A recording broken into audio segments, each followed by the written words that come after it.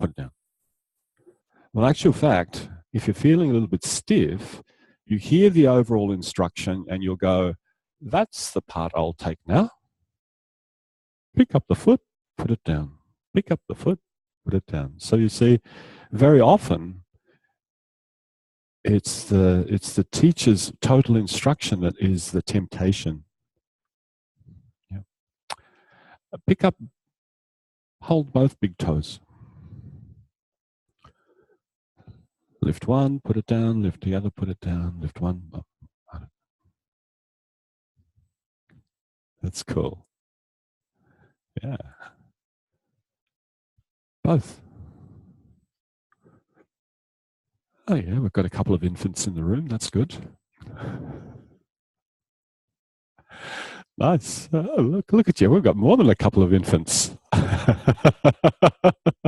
You're all regressing to a height as high. Good. Excellent. All right. One knee in, one knee out, other knee in, other knee out.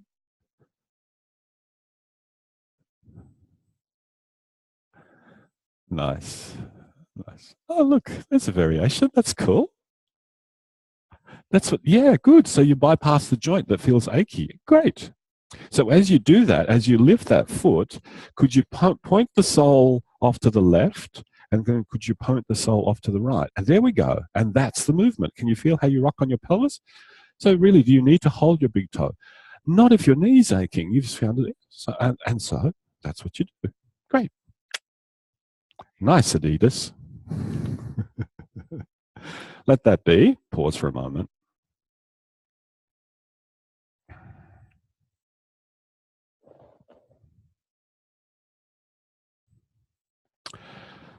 Sit in an asymmetrical position with your left leg behind you, bent and behind you, the heel somewhere near the left buttock. Lean on the floor behind you with your right hand. And a few times, just turn yourself around to see your left foot. Stay leaning on your hand, though. Stay leaning on your hand. Just left foot. Left foot. Yeah, that one. Huh? No. Oh, yeah, I guess you can see your left foot from that direction too. Sorry, my apologies. Yeah, you were doing what was, you just did the other way. Okay. I didn't specify. So yes, you can turn around to the right to see your foot, and you can turn around to your left to see your foot.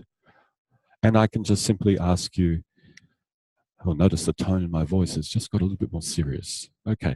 And then I can ask you, which way do you prefer? Which way did you initially choose? To turn around to the right and look that way, or turn around to the left?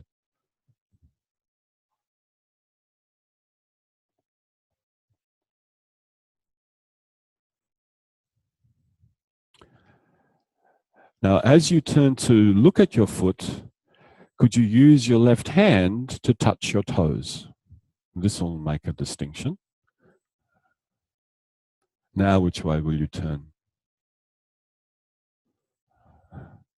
Yeah, which way will you turn now? That's it. Most of you turn to the left because you don't have go-go gadget arms. So stay looking at your foot and hold your little toe. Hold your little toe between in your fingers.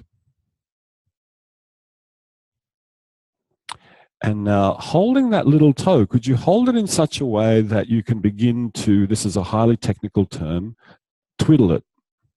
Start to twiddle that little toe so that you actually turn it around itself. So don't bend it and do all that. Just simply take the toe, twiddle it, and turn it around itself like you would turn a finger around itself.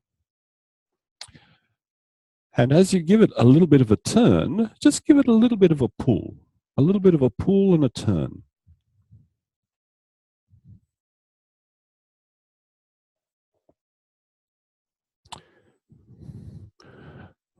would you be more comfortable sitting up here on or sitting over there on the table and doing this with the leg bent?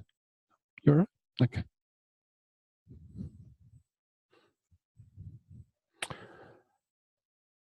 And then go to the next toe along. So you hold the toe in such a way that you can twiddle it, rotating it. And that you can rotate it with a little bit of a pull on it. Not too much. You don't want to pull the toe out of its socket, but just enough to know that you're pulling.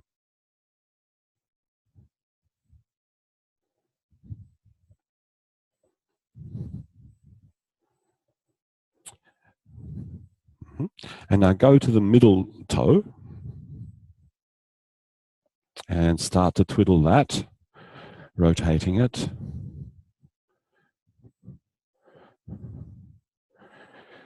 You know, if infants were only born already speaking a language, you could ask them, why do you spend so much time twiddling with your feet? And they could give you an answer. I'm doing an epistemological inquiry into the nature of my body.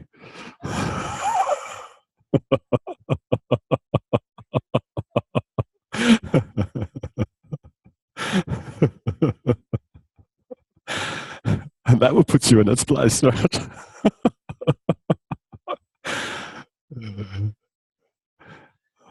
You can see the kinds of dreams I have. Okay. Go to the next toe along, please.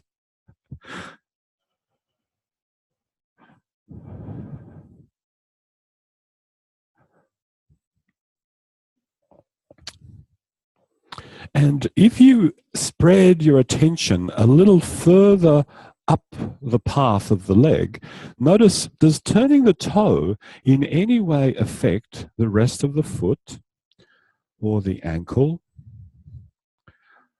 or the shin or the knee?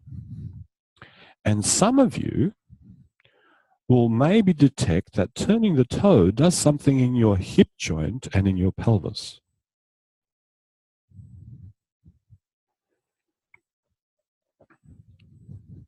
And now go to the big toe. I think we're up to there, aren't we? So twiddle the big toe, turning it, rotating the bones in your hands. But of course, you're not holding the bones, you're holding your flesh, which then kind of indirectly turns the bones.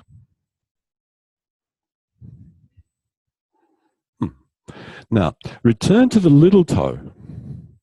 But this time, instead of turning it, could you please lift it away from the toe next to it? I think in anatomical terms, this would be called abduction. You're abducting it, taking it away from. So abduct the little toe away from the toe next to it and put it down, and abduct it, put it down. And you might notice that as you do that, the contact of your left foot on the floor lightens a little bit. Can you feel that? That through just lifting one toe, you change the way your foot rests on the floor. Now, take the little toe and the toe next to it. So now you're holding two toes in your fingers, and take the toes away from the rest of the other toes.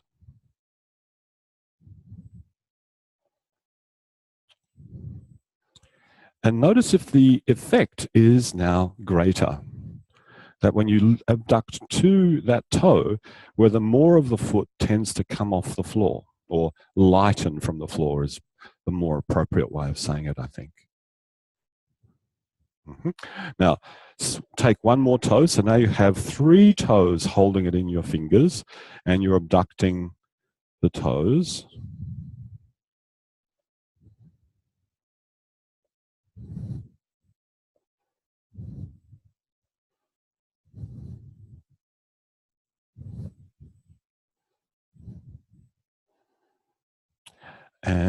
And finally, take four toes in your fingers, and the toes will be now moving away from the big toe And you might notice that as you lift those 4 toes, abduct them away from the big toe, how the foot starts to lighten from the floor. And as it does so, can you feel something happening in the ankle, in the knee? Does that abduction of the toes start to shift your weight a little bit?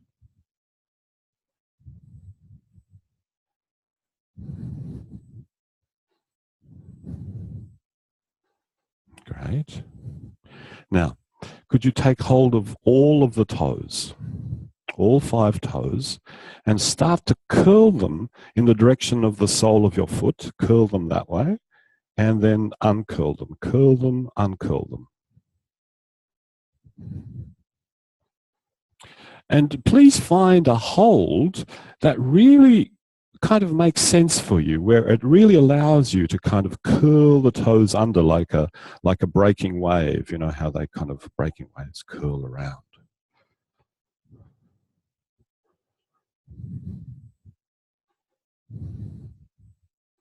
That's it. Now, please keep hold of your toes. Lift your foot a little bit from the floor. Put it down. Lift your foot a little bit from the floor. Put it down. And then see if it's possible to lift the foot, the leg from the floor, and take the foot in front of you. Put it on the floor. And then return the foot behind you. Put it on the floor. Holding onto the toes. But if that's not possible, that's fine. That's it. So now you can hold onto your toes and move around the leg. That's it. Good. Great. Let that be. Rest sitting, rest lying, however you'd like to refresh yourself.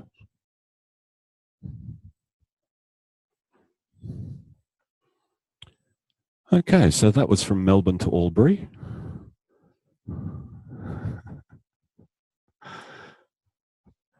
$300 Ks. Not quite at Cooktown yet.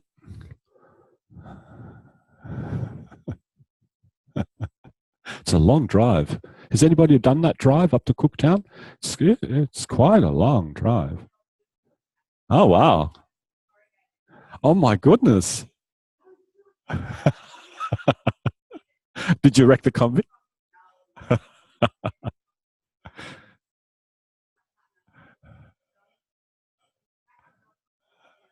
Yeah. Yeah. Yeah. Good.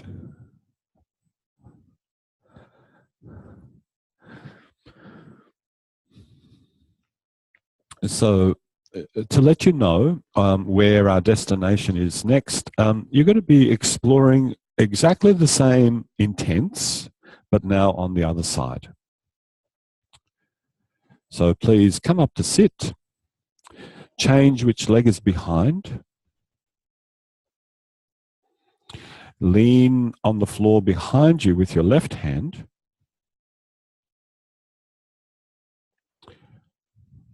and first of all, turn yourself around to look at your right foot.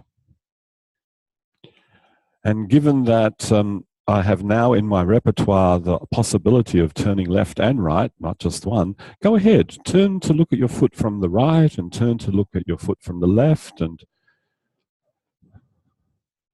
that's nice. And as you do that, notice how one sit bone gets higher from the floor when you go around to the left. And then when you go around to the right, how one sit bone gets closer and closer to the floor. And it just happens to be the right sit bone. The right sit bone gets higher from the floor as you go to your left, and it gets closer to the floor as you go around to your right. And I'm only reporting what I'm seeing in several people. So you're getting a first-hand report.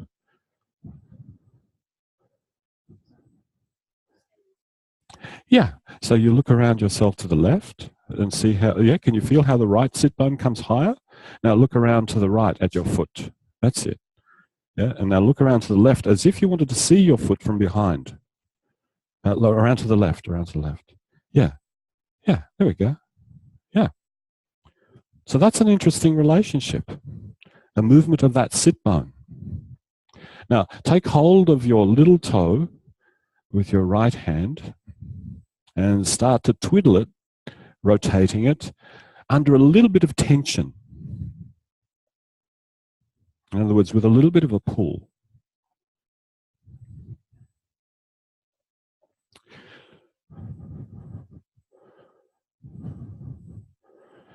And if you want to find out what the difference is, try to rotate the toe, pushing it. And notice that the kind of sensation that creates, the kind of experience that creates, is quite different. It's a different sense of connection. Can you feel that? And then return to pulling it, and it's a different sense of connection. Now go to the next toe, the toe next to the little toe, and turn it around its own axis.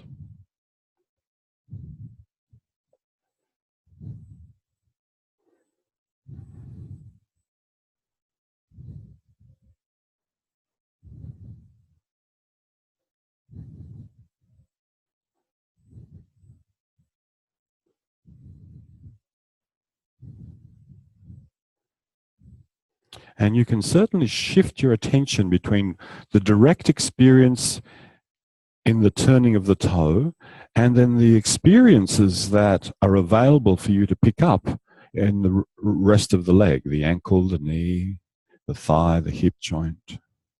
Go to the middle toe.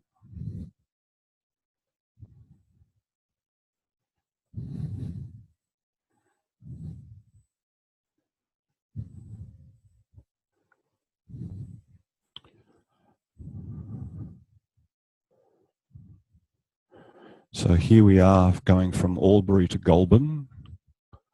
And some of you might need a pit stop before we get to Goulburn. So you do that when you need to.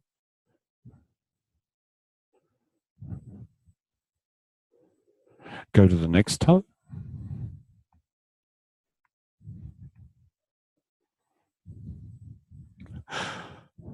Sorry, the image just popped into my mind. What did you do today? Oh, we sat on the floor and twiddled our toes. Yes, okay.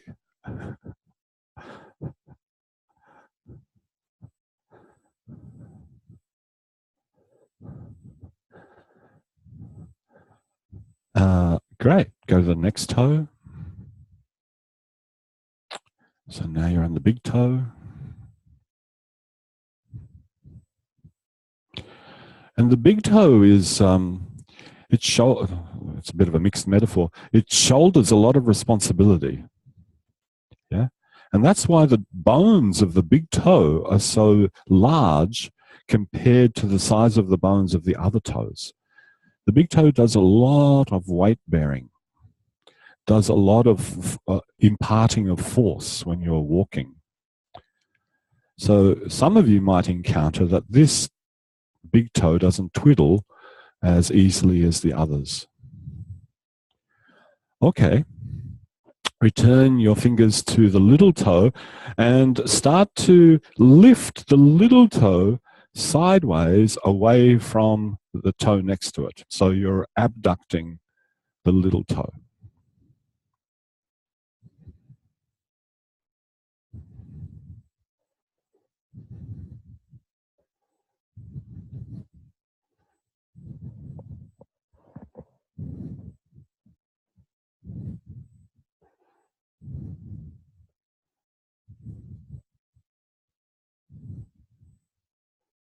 And go to the toe beside it.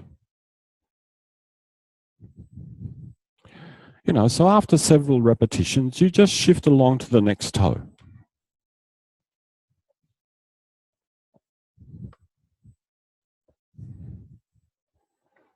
And it's a very gentle, it's kind of sustained lift. It's nothing sudden.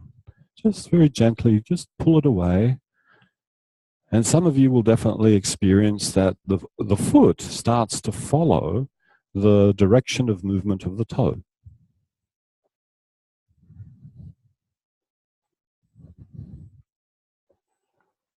And go to the next one.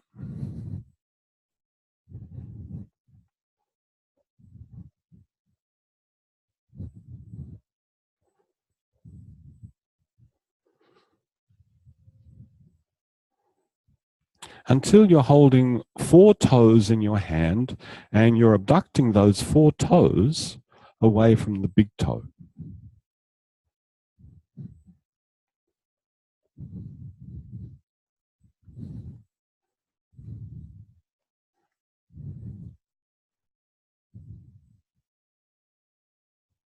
And wrap your fingers around all 5 toes and begin to curl them towards the sole of your foot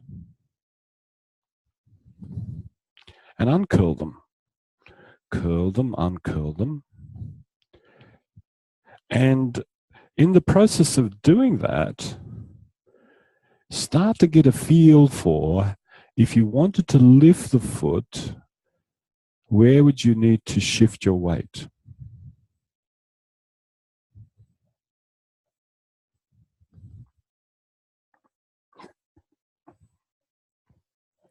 And then lift the foot and take it around you to the front, which means it'll have to go to the other side of the arm, the elbow, and then return it, holding all 5 toes.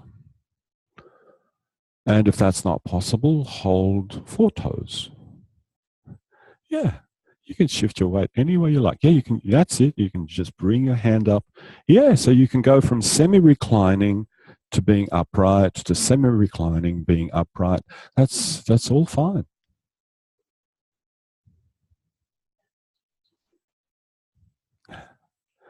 Yeah. Yeah, that's why I use socks. Oh, yeah, but then you'll have a nasty nickname. I'll start calling you Stumpy. Stumpy. Stop, rest a little bit, please.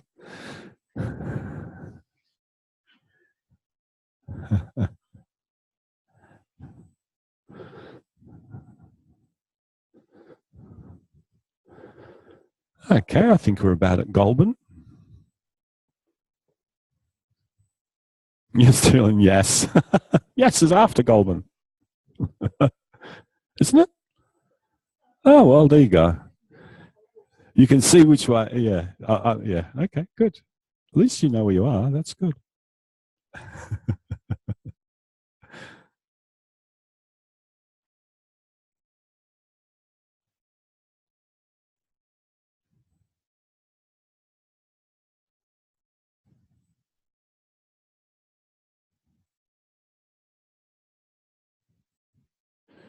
Notice what it's like to lie on the floor, whether there's a different sensation that you have in the area of the toes. Yeah. And does that relate differently to the rest of the leg and the pelvis?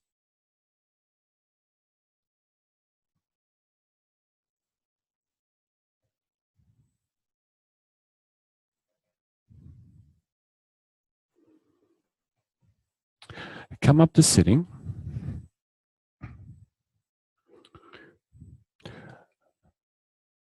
Hook the big toe, the right big toe, with your left hand.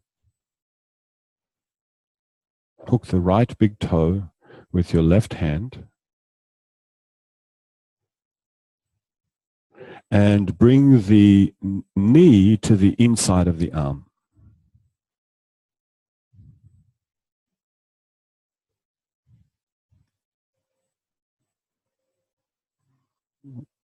The right knee. Yeah, and flip it in, flip it out. There we go.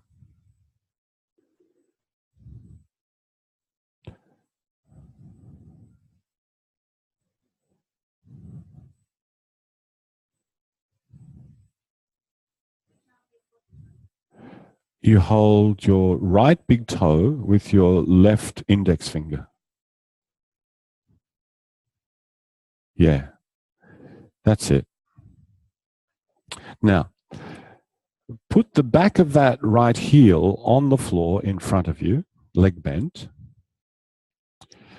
More or less, okay, remember more or less, plus minus, you can move it a little bit. See now if it's possible to keep the leg more or less where it is and take the arm over the leg. That's it. Yep. And to do that, can you notice that the shoulders have to move in a particular direction, the head has to move in a particular direction.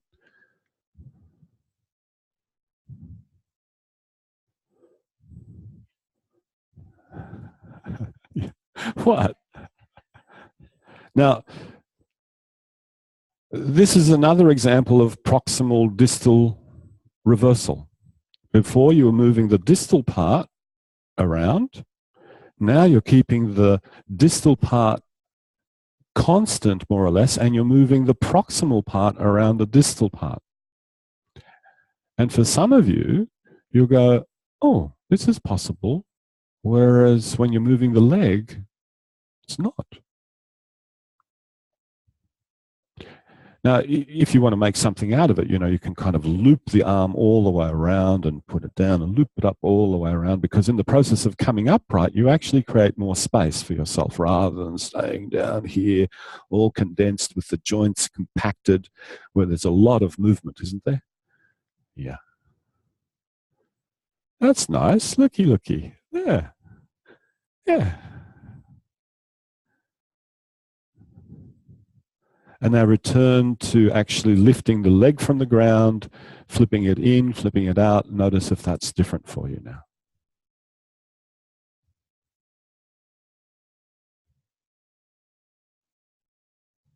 That's enough. Stop.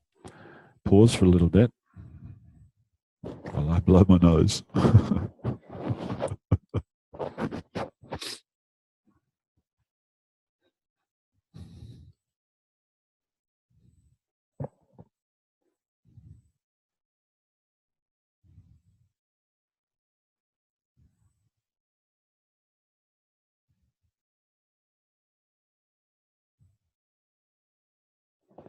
Now, ball and socket joints, we talked about the hip joint yesterday. Ball and socket joints are pretty amazing places. They're amazing joints. They allow motion in all three planes of movement. Yeah, flexion, extension, abduction, adduction, lateral rotation, medial rotation. And then when you combine all of those, you get this phenomenon called circumduction, which means you can move the leg around in a circle in space. But that freedom in the hip joint comes at a cost. You need more muscles to control where the leg is. Because if like let's say your true elbow joint only moves in two directions, you don't need muscles to prevent it from going all over the shop. But in a hip joint, how do you guide something? How do you stop that joint going left when you want to take it forward? Because there's no bony constriction. So there's a lot of control that needs to take place in the musculature around the hip joint. And each of us has a unique way of controlling that musculature. And you could say that these series of lessons is to wake you up to all the different possibilities that are available there in terms of control.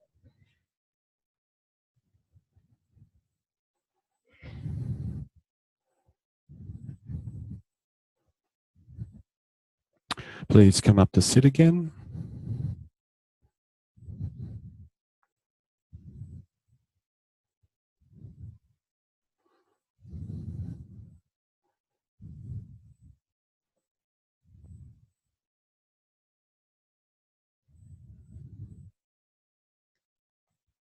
Sit with your right leg behind you.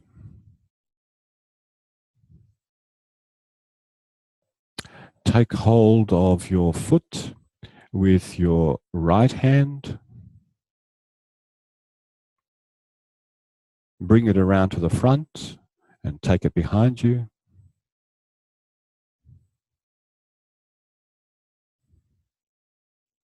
That's it. How you hold your foot is unspecified. You can hold all the toes, you can hold the edge of the foot.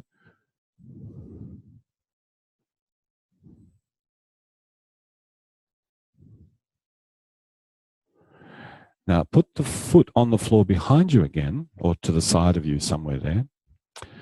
Hold it with both hands. And now take it to the front of you, holding it with both hands. That's it. Yeah, you don't have to feel compelled to take the heel off the ground. You can slide the heel on the ground. That's fine. That's it. And there's something that you can do in the length of your trunk to help. So there's a time to be curled, and then there's a time to be long. Which means at some moment you'll be more towards the back, resting on the back of your pelvis, and then in another moment you'll be resting more towards the front of your pelvis. At one moment you'll be resting more on one buttock, at another moment you'll be resting more on both buttocks. So there's a lot of weight shift going on. Now, how you've chosen to hold your feet is going to make a big difference. Yeah. So please consider your handhold. That's it. Whatever makes it easy for you, do that.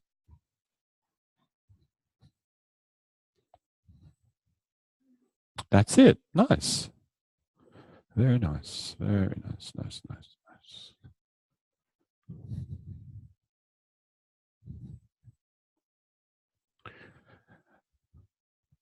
Okay, let that be. Pause for a little while.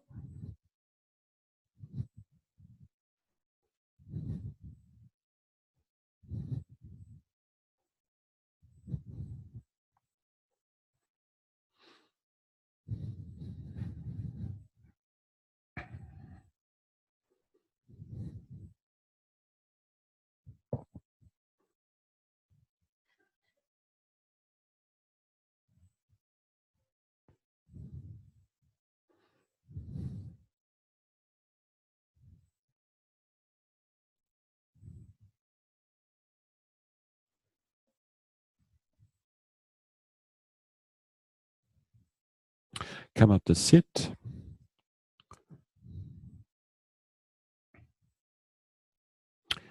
Hook your left big toe with your right index finger. And I'm just going to confirm with you. This is the opposite of what we did before. Yes. Yep. Good. And now, could you take the knee to the outside of the arm, to the inside of the arm?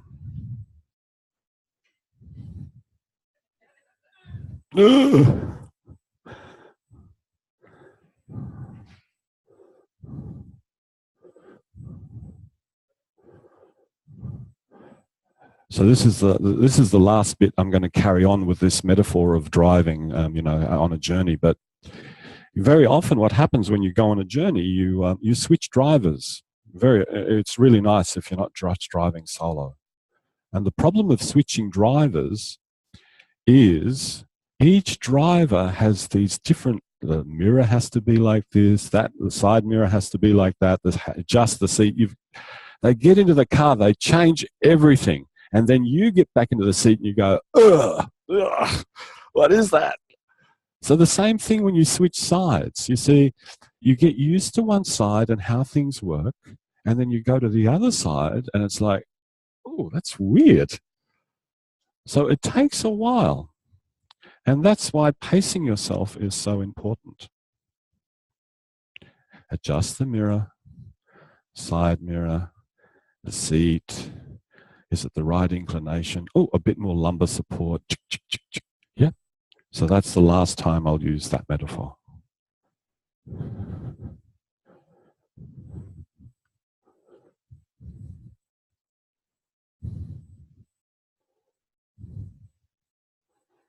Now, the next time that you have your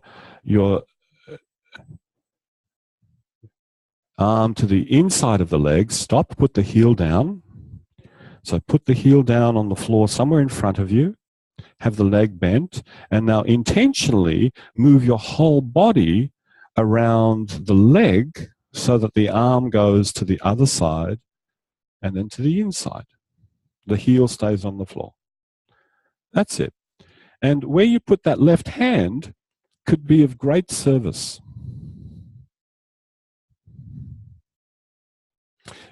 If you find this difficult to do holding the toe, just touch the top of the foot.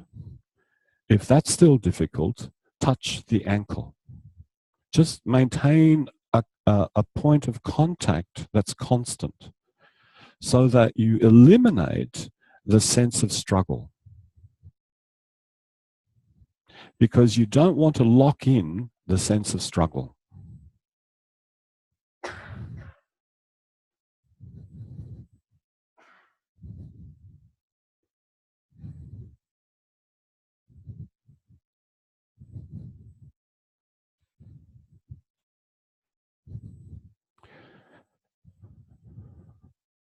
That left hand is going to prevent you from being afraid of falling. Because to take yourself in that position, if that hand wasn't there, there's a good chance you would tip yourself to the left. So that hand is really important.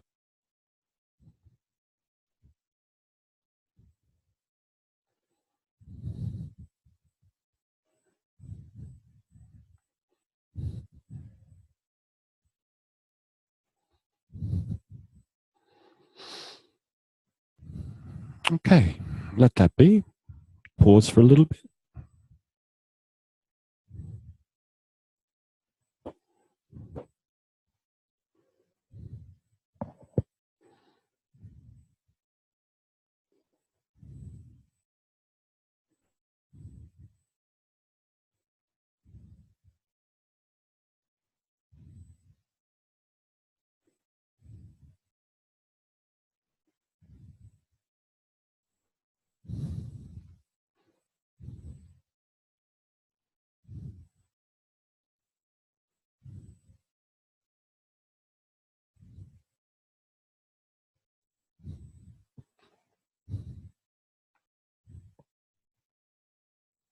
Come up to sit.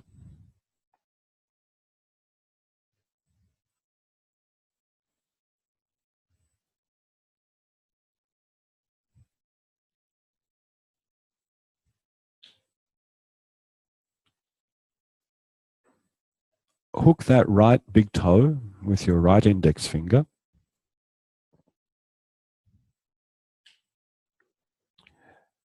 Pick it up from the floor, take it around, put it on the floor behind you. Is this the leg we just did before with the two hands? Yeah, other leg. So I'm a little bit cloudy today. Yeah, yeah. Take that one behind. Leave it on the floor behind you. Now change your grip with the left hand. Hold the foot, well, you don't have to, but you can hold the foot however you like with that left hand. And now take hold of it with the other hand. So you're holding it now with two hands. And go ahead, lift the foot a little bit from the ground and start to have the intent of taking it around to the front.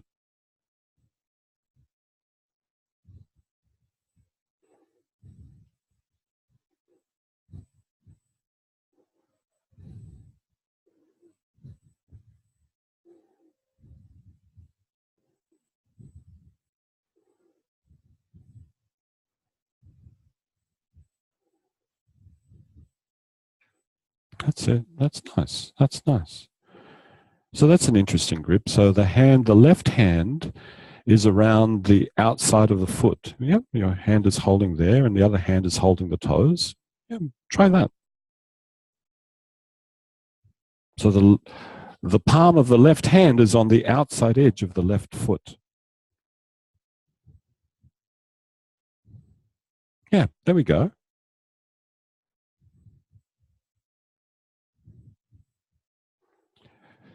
Now, keep doing what you're doing and pay attention to that relationship.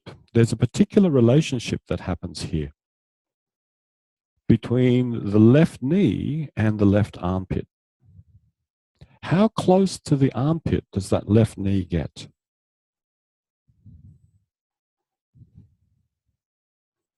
Mm. For some of you, very deliciously close.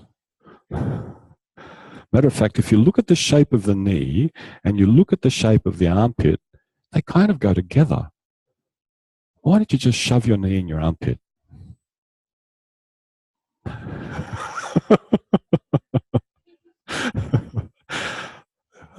That's a really Australian expression, isn't it? I just shove it in the armpit. Oh dear.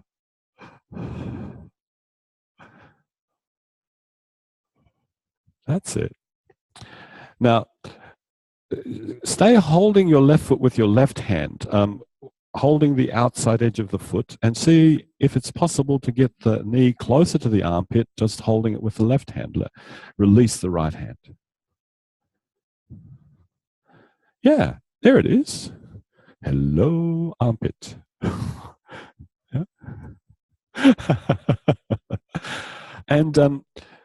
And so for a moment or two, if this is possible for you, if it's fun, it's fine. Yeah, see if it's possible to actually hold the leg with the armpit, and you can let go of the foot. Yeah, exactly. What? Yeah, yeah. You get to a certain point, and you feel. For those of you, some of you will be able to have your knee very close to your armpit. See if it's possible to tuck the knee close enough so that you can hold the knee with the armpit and let go of the foot and just let the foot dangle. Yeah, that's good. The upper arm is good enough. Yeah, and then you just let go of the foot. I can't do that. What would happen if you leant on that right hand?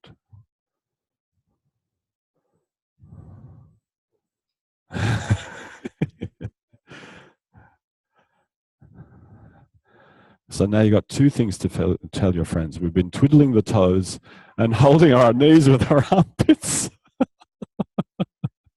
Please rest from that for a little while. Oh my God. I think I'd rather go and do Sudoku.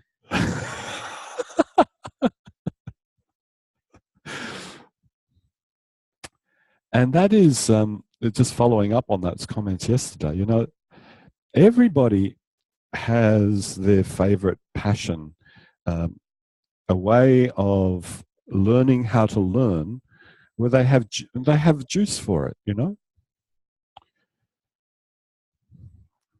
And not everybody has the juice for learning how to learn doing awareness through movement. It's not everybody's cup of tea. Some people would far rather go and do higher order calculus. Not me. But some people would. Some people get a kick out of collecting beetles. And this is how they learn how to learn. So this whole business, this process of becoming a good learner, of being able to be self-directed in your learning, you can use all sorts of different roads to get there, all different means of getting there. It's just that for Feldenkrais, this is kind of what he settled in on because of his absolute love of judo. No, really. He loved it. And he was an engineer, so he thought in terms of movement already. His mind was already primed for structure, motion, support.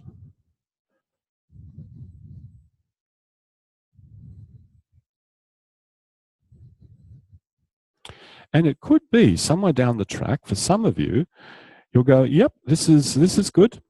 I've done all this movement and it's been great. And I really get this sense of learning how to learn. But you know what? I'm kind of interested. This has sparked my interest in something else over here. And then you take it in that direction. And truly, the unpredictable part is that you just don't know where this will take you.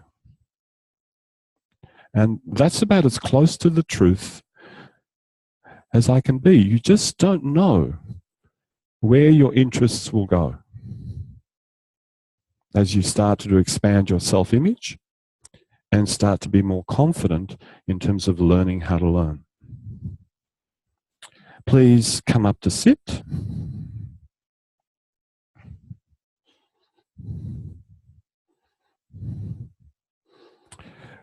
Do you remember which knee you just stuck in your armpit?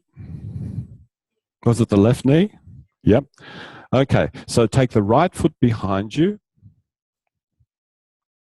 Hold on to the outside edge of the right foot with your right hand. And now, ever so slightly, because this is a grip you've only done once so far in this lesson, so just ever so slightly lift the foot, put it down, lift the foot, put it down, feel how you need to shift your weight, adjust where you hold. And then as you start to become more and more familiar with that, lift the foot, start to take it around to the front.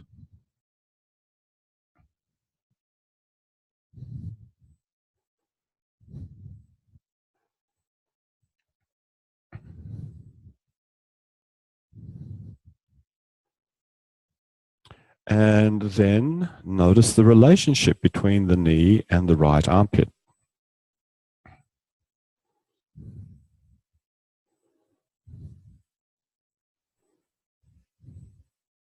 So what you could do is you could forget all of that and you could just have your leg on the floor and start to go, armpit, armpit, armpit, armpit, yeah. Yeah, and yeah, there we go. Yeah, cool. You can even lie your arm on the leg and go forward. Oh, armpit. Yeah.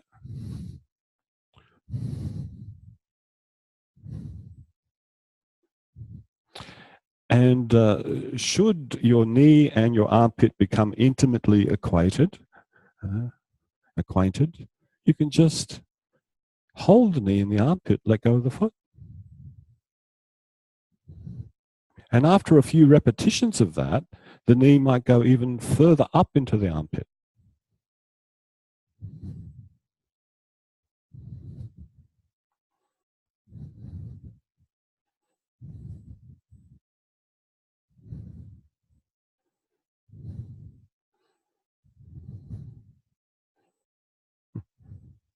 Good.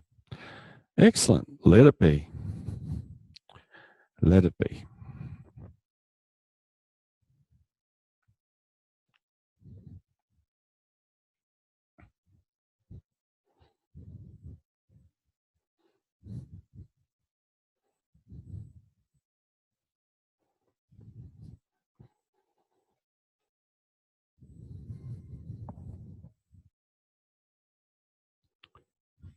Now, for some of you, doing those movements, your experience might be nothing about the hip joints, but you might start to feel that this changes the whole way your lower back feels to you. Or it could be something about the shoulders, or it could be. So this is the tricky thing about these lessons. People's experiences of them can differ greatly.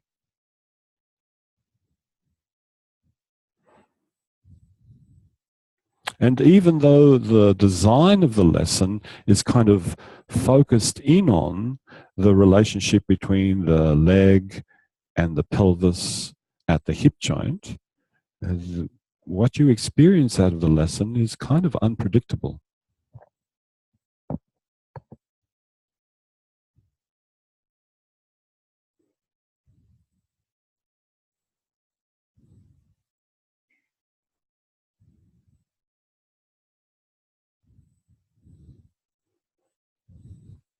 Come up to sit. Have both feet on the floor in front of you, resting on the outside edges. And now take hold of the edges of the foot that are on the ground with your hands, right hand to right foot, left hand to left foot, and make sure that the top of the foot is in contact with the palm of the hand. And my suggestion is have your thumb with all the other fingers. Otherwise, that kind of grip, if you grip like this, it's going to interfere actually with the flexibility of your wrist. So now that you have both feet like this, now bring one knee in, take it out, the other knee in, take it out. Yeah. And as much as you can, let the foot have its pliability. That word came up several times yesterday when you were describing the properties of the object. Malleability, pliability. Yeah, the foot is pliable. Over the top. Oh, you're trying it out? Okay. Now bring both knees in and both knees out. Both knees in, both knees out. That's nice. Boop. Look. Remember, rather than desperately trying to keep balance, if you feel you're going to tip backwards, just let yourself go.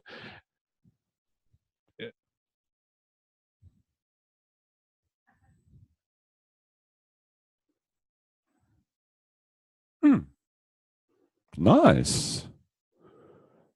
Now, you know I'm not going to ask you to put both knees into both armpits. I'm not going to ask you to do that. That would just be perverse. But I will ask you that when the next time that your knees are on the inside of your arms, put your feet on the floor.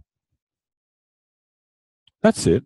And some of you might be able to plant the soles of your feet completely onto the floor. And now try something out.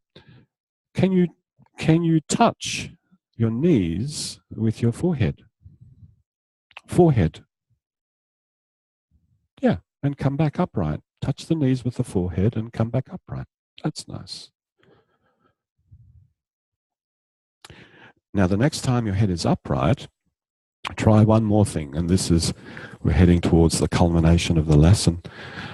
Could you take both feet and move them behind you? And as you do that, the knees head towards the floor in front of you. So the feet separate, they go behind you, but the knees go towards the floor in front of you. Stay sitting. Together. But that's a good variation. That's a good variation. There we go. Ah, kung fu.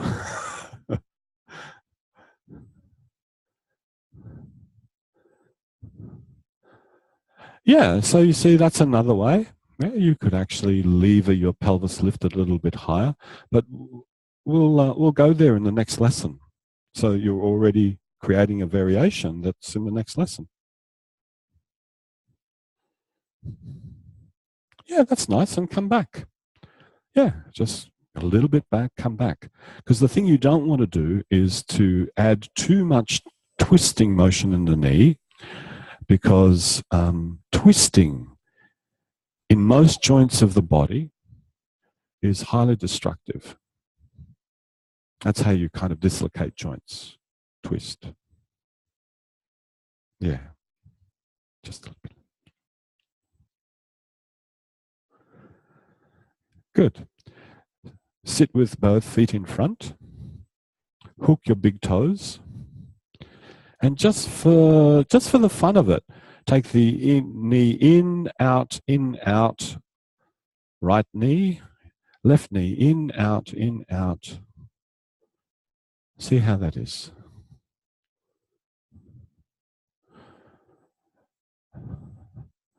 Yeah, and then you can do any combination you like.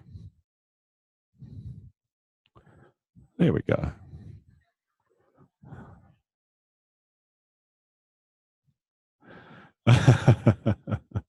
Yes, you can even touch the floor above your head with the two toes. It's good. All right, let that be. Come up to standing, please.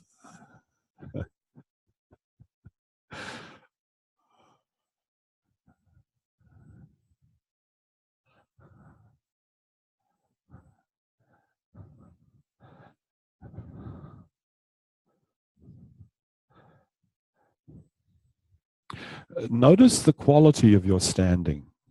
I think I mentioned this yesterday, that very often people think of their legs as like being pillars, you know, like these guys here. Well, nothing like pillars. They're more like what the tensegrity model. So how much play do you have in your legs right now? In the ankles, in the knees, and the hip joints? Can you feel? Yeah. So there's a lot of strength there, but there's play. Walk a little bit, feel what it's like.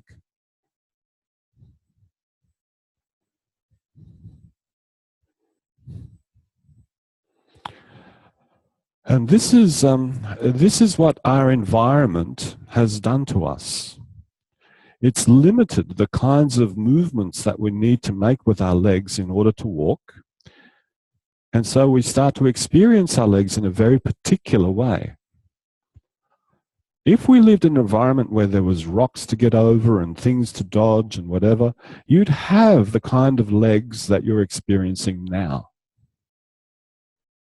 Yeah?